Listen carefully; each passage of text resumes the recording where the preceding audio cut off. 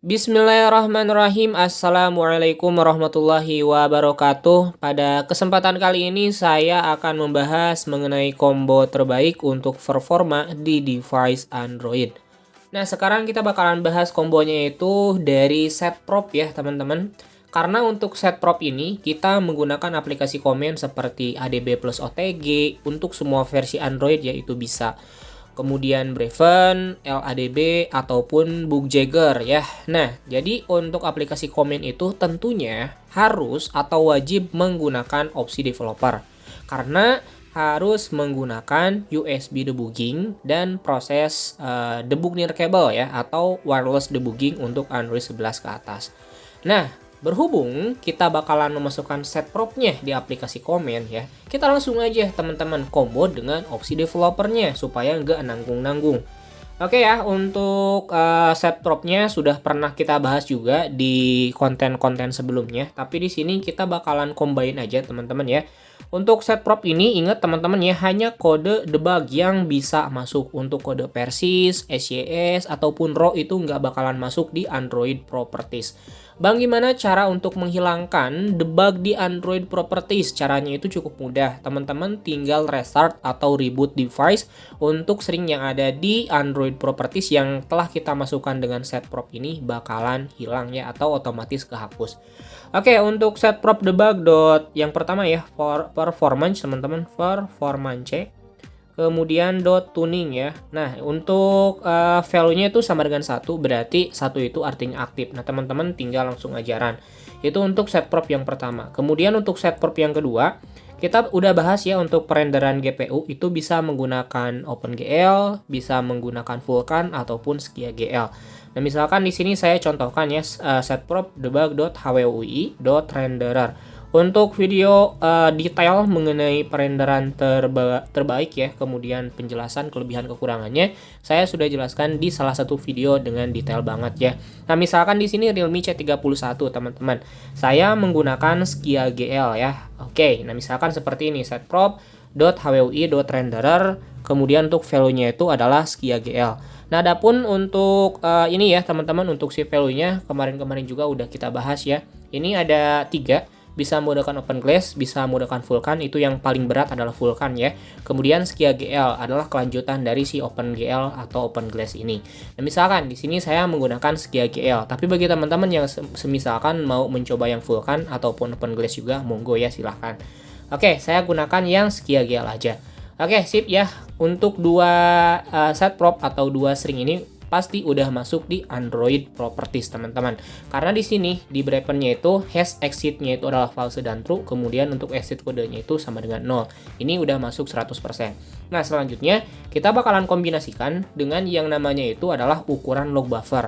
Apa sih ukuran log buffer ini ya, teman-teman? Nah, di sini saya bakalan jelaskan terlebih dahulu aja deh.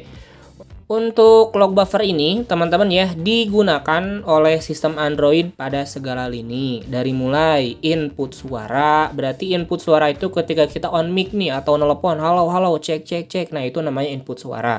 Kalau output suara artinya adalah suara yang dikeluarkan dari device kita. Misalkan ketika kita dengerin musik, ketika kita dengerin suara dari in-game-nya, nah itu namanya output suara. Akses aplikasi, pemutaran video, dan lain sebagainya. Oke deh ya teman-teman, kita bakalan buka dulu aja untuk log buffer teh ada di mana tempatnya. Nah, untuk tempatnya itu ada di opsi developer masing-masing ya. Di sini saya bakalan masuk terlebih dahulu ke opsi developernya. Untuk opsi developer setiap Android pasti sama ya. Untuk setiap Android cari aja oleh teman-teman semuanya, di bawah ada yang namanya ukuran buffer pencatat log. Nah, kalau di klik seperti ini ya. Jadi ukuran default dari device saya itu adalah 256 KB. Nah, gimana sih kelebihannya kalau kita kurangi untuk ukuran buffer pencatat log ini ya? Oke, nah di sini teman-teman ya, jadi bisa dibilang mengurangi ukuran log ini akan mempercepat performa Android kamu.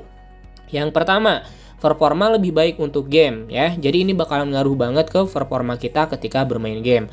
Kemudian yang kedua, performa lebih baik untuk browsing tertentu, pemutaran suara akan lebih lancar, dan perekaman suara juga akan lebih lancar ya teman-teman.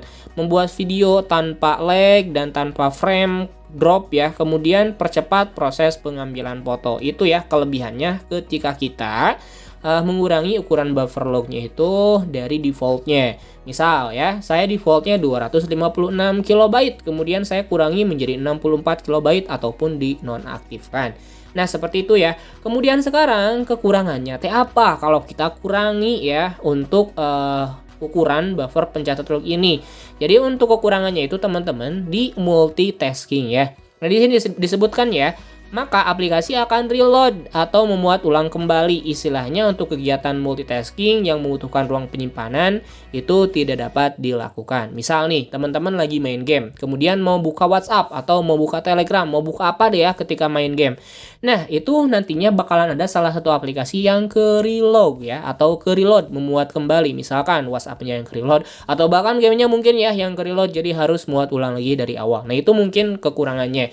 Jadi bagi teman-teman yang misalkan mau fokus ketika bermain game, tidak sambil WhatsAppan, tidak sambil multitasking ya teman-teman, ini sangat cocok banget. Jadi untuk kelebihannya itu di segi performa ya teman-teman. Kalau kekurangannya ya tadi, yang pertama ketika teman-teman mau multitasking itu nggak bakalan selancar kalau di defaultnya gitu ya. Kalau misalkan teman-teman ingin mendengarkan juga musik ataupun audio ya in game-nya itu bakalan terkesan lebih jelek. Tapi kalau dibesarkan teman-teman ya misalkan ke 16M, nah ini multitasking-nya bakal lebih bagus tapi performanya bakalan lebih jelek gitu ya. Nah, itu mah tinggal dipilih aja mau performa yang bagus ataupun multitasking yang bagus. Tinggal dipilih aja itu mah teman-teman ya. Oke, sehingga di sini kita simpulkan aja ya untuk mengubah ukuran buffer log ini. Yang pertama ya, menyebabkan banyak keuntungan dan kerugian katanya. Semakin kecil maka performanya akan semakin bagus tapi tidak dapat menyimpan proses aplikasi di latar belakang untuk dibuka lagi, dan berlaku untuk kebalikannya ya. Berlaku kebalikannya teh apa? Kalau diperbesar berarti multitaskingnya bagus, performanya tidak bagus.